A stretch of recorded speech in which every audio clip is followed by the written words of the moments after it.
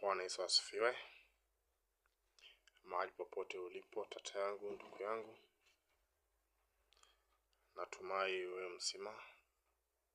Pia mimi ni mzima. Na watu wengi wanaomba ili waweze kupata mafanikio.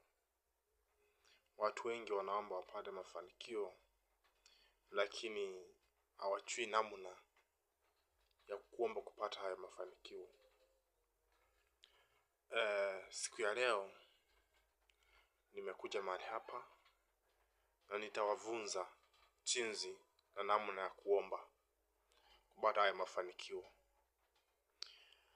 Wapendwa wa Mungu, naomba ukafungue kitabu cha Zaburi 51.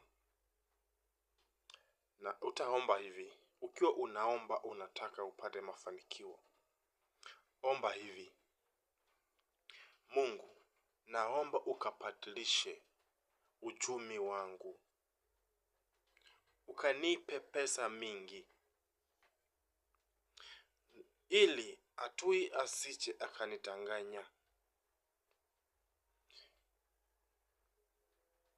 na hali mbaya nikaja kukutumikia wewe, nikaanza kutumikia pesa. Mpendwa wa Mungu, mahali kuna pesa, unaposhika pesa, adui naye anaingia hapo mahali, anakuchanganya, unamsahau Mungu, unaanza kufanya vitu na nipe pesa mingi, ili katika hizo pesa